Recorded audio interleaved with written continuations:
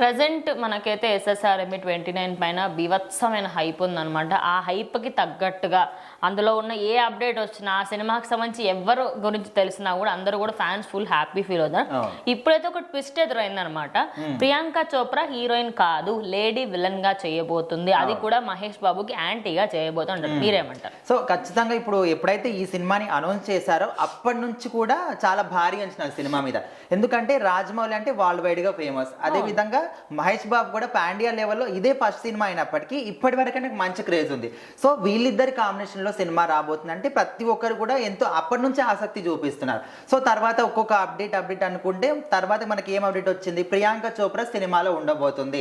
దానికి తోడుగా హైదరాబాద్కి వచ్చింది, అక్కడ చిలుకూరుకి వెళ్ళింది, తర్వాత ఉపాసన తనకు అన్ని హెల్ప్ చేసిందని. సో ఈ విధంగా అన్ని వినిపించినప్పటికీ హైదరాబాద్కి వచ్చింది కాబట్టి ఖచ్చితంగా సినిమాలో చేస్తుంది అనే విధంగా అందరూ కూడా ఫిక్స్ అయిపోయారు. సో ఇప్పుడు ఏం తెలుస్తుందంటే అందరూ అప్పుడు వచ్చినప్పుడు ఏమనుకున్నారు, మహేష్ బాబు పక్కన హీరోయిన్ క్యారెక్టర్ చేస్తుంది ప్రియాంక చోప్రా, ఇంకా ఫిక్స్ అయిపోయింది అనే విధంగా అందరూ కూడా ఆల్మోస్ట్ ఫిక్స్ అయిపోయారు. సో ఇప్పుడు తాజాగా ఏం వినిపిస్తుంది అంటే ఆమె హీరోయిన్ కాదు, ఈ సినిమాలో లేడీ విలన్ గా చేయబోతుంది. అండ్ ఆ మధ్య కాలంలో కూడా ఏమనుకున్నారంటే హీరోయిన్ కాదు ఓకే కానీ విలన్ ఎవరైతే ఉంటారో వీళ్ళకి రాజమౌళి సినిమాలో హీరోకి ఎంత ప్రిఫరెన్స్ ఉంటుందో సేమ్ అదే ఈక్వల్ గా ఇక్కడ విలన్ కూడా ఉంటుంది. సో ఆ విలన్ కి వైఫ్ క్యారెక్టర్ చేస్తుందని అప్పుడు కూడా అన్నారు. సో ఇప్పుడు ఏంటంటే విలన్ వైఫ్ క్యారెక్టర్ కాదు, ఈమెనే లేడీ విలన్ గా చేస్తుంది ఈ సినిమాలో అనే విధంగా ఇంకో తాజాగా కాకుండా ఆల్రెడీ హాలీవుడ్ లో ప్రియాంక చోప్రా కొన్ని మూవీస్లలో స్పై ఏజెంట్ గా చేసింది. అదే విధంగా హీరోకి యాంటీగా ఉండే విలన్ టీమ్ లో కూడా చేసింది అనమాట.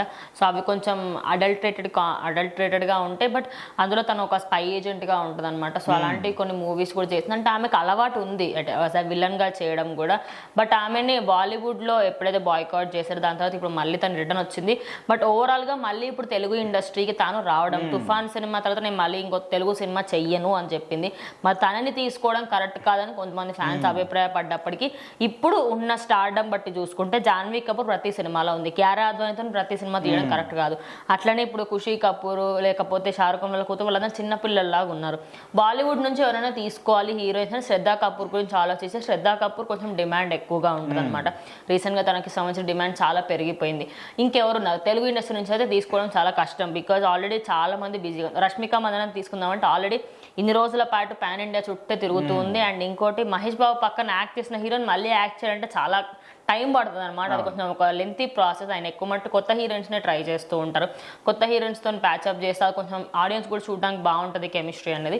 చూద్దాం మరి అసలు ఈ విలన్ క్యారెక్టర్ ఎలా ఉండబోతుంది, దానికి జస్టిస్ చేస్తుందా చెయ్యదా అని. ఇప్పుడు ప్రజెంట్ ఇక్కడ రాజమౌళి మాత్రం ఎవరిని తీసుకోవాలనే విధంగా దృష్టి అంతా కూడా దాని మీద పెట్టాడు. ఇన్ని రోజుల పాటు ప్రీ ప్రొడక్షన్ పనులు కానీ అంతా కూడా అంటే అందరూ ఏమనుకున్నారు, ఒక అప్డేట్ ఇవ్వడం లేదంటే ఆల్మోస్ట్ రాజమౌళి అంటే అందరికీ తెలుసు సినిమా స్టార్ట్ అయిన తర్వాత ఒక 6 నెలలకు 5 నెలలకు ఒక అప్డేట్ ఇస్తూ ఉంటాడు.